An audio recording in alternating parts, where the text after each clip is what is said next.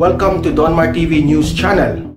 Senators have expressed their sentiments over the sixth and final State of the Nation address or SONA of President Duterte. For Senator Sonny Angara, the president's speech was comprehensive as he looked back to the reforms created under his administration. However, Senator Kiko Pangilinan finds it unfortunate that the president gave priority on illegal drugs over job creation and hunger alleviation that Filipinos need to hear at this moment. Meanwhile, among the president's requests to Congress is the passage of a measure that will provide free legal assistance to the members of the military and the police. According to the president, this is to help them from charges arising from incidents related to their performance of official duty. In response, former Philippine National Police and now Senator Ronald De La Rosa made a commitment, saying he will author and sponsor a bill in the upper chamber, being the chairman of the Senate Committee on Public Order and Dangerous Drugs. However, Senator Amy Marcos noted that the Public Attorney's Office is already providing free legal assistance, which can also be availed by the members of the Armed Forces and the Philippine National Police. Despite this, Marcos says she shares the president's concern for defending the uniformed personnel. Senator De La Rosa, who was President Duterte's top cop from 2016 to 2018, adds he will study the other request of the president for him to look into the alleged police official who imported assault rifles to the country. Meanwhile, President Duterte also praised Senate President Vicente Soto III as a capable and good man as he acknowledged the senator's bid to run for the vice presidency in the 2022 elections. Soto thanked the president for mentioning him in his final SONA, saying that he was humbled by the words of the president. The chief executive also thanked Congress for the passage of several landmark legislations during his term, such as the Bangsamoro Organic Law in 2018, which led to the creation of Bangsamoro Autonomous Region in Muslim Mindanao, Coconut Farmers and Industry Trust Fund Act, Rice Tarification Law, and Bayanihan 1 and 2. It also recognized the extraordinary cooperation between legislative and executive departments. The Senate will resume its session tomorrow afternoon after it opened the third and final regular session of the 18th Congress this morning. Ating mahal na Pangulong Duterte, salamat at dahil naging matigas kayo na hindi nyo kami pinagbigyan, napakalinis na po ng Boracay. Mahal na President, nagpapasalamat ako dahil sa napansin niyo ang katutubo ng Boracay. Gusto ko po sabihin sa kanya maraming salamat. Dahil kung hindi po sa binigay ng scholarship, hindi po ako makakapag-focus ng pag-aaral. Papasalamat po ako sa kay Pangulong Duterte na sobrang bilis po ang action nila ngayon sa mga ganong kaso sa mga OFW. Maayos si Presidente Duterte sa pangangalaga sa amin, mga OFW. Kahit mismo sa ating Pilipinas, ginagawa nila nakakaya at may tutulong nila. Is a legacy of the President. Nakita namin na kung hindi siya ang naging presidente, our prediction ay hindi pa man yung I dream of the Philippines better than the one I grew up with.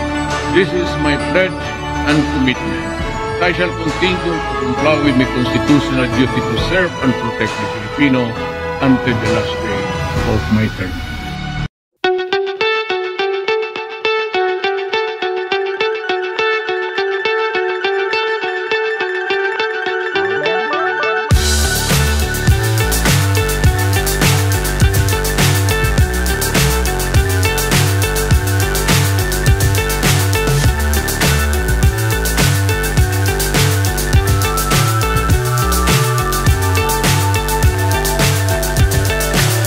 So high I'm hypnotized.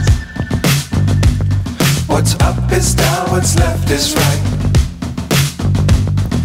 Chasing stars and holding you. I can't see the end, but we'll see it through.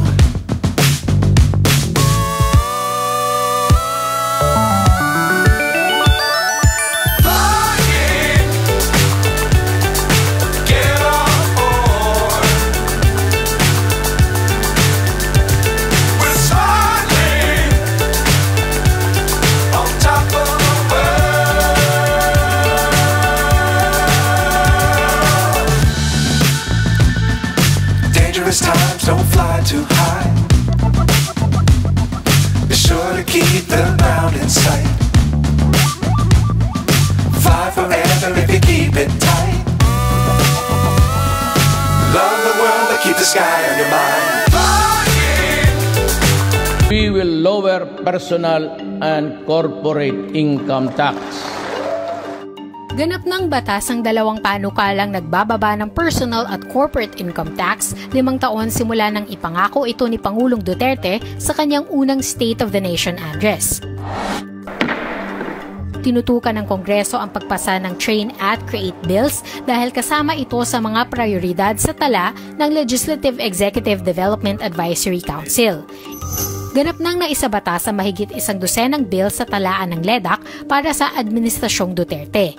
Ayon sa kinatawan ng pribadong sektor na si George Barcelon, nakatulong ang koordinasyon sa mga miyembro ng LEDAC para maipasa agad ang priority bills ng administrasyon.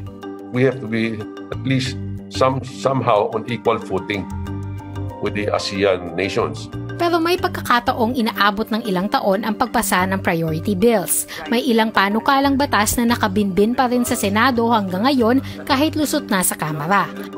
And when the Speaker says, let's pass this today, he can basically pass it that day. For us senators, if you are listed to interpolate, I cannot close the period of interpolation unless we satisfy each and every senator who has listed themselves to ask and raise questions. Nababago rin ang mga nangyayari sa bansa ang prioridad ng administrasyon. Niratsyada ng Kongreso ang pagpasa ng Anti-Terrorism Act noong 1 taon kahit wala ito sa listahan ng LEDAC.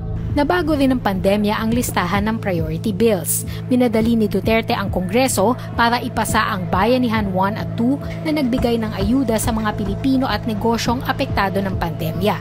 Hindi na rin isinusulong ang federalismo. Sa halip, nais ni Duterte na maipasa ang economic bills tulad ng pagbabago sa mga batas ukol sa public service, retail trade liberalization at foreign investments.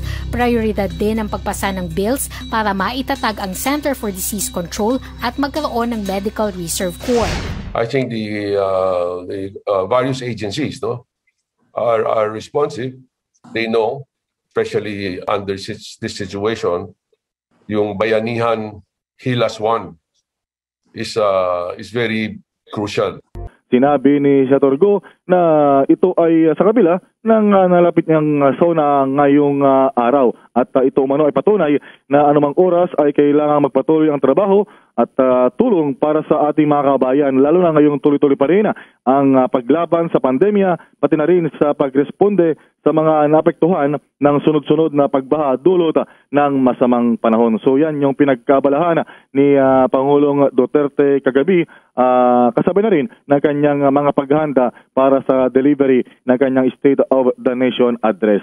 At ito nga, ngayong araw, taliwas sa mga nakarang taon na kumuha pa ng mga premyadong direktor para sa State of the Nation address ni Pangulong Duterte, ang kanyang huling SONA ay taga-RTBM na o Radio TV Malacanang ang magbibigay direksyon o didirehin ito.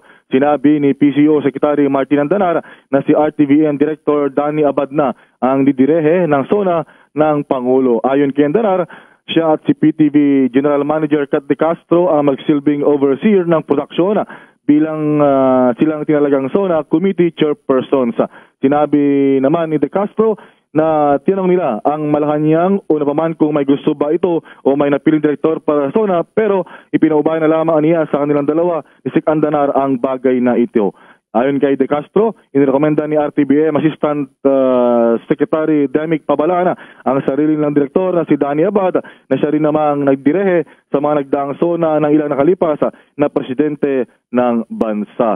So tinatayang nasa 400 individual na may negative COVID test result ng ang papayagan na dumalo sa loob ng Batasang Pambansa para saksihan ang ikahuling SONA ni Pangulong Duterte.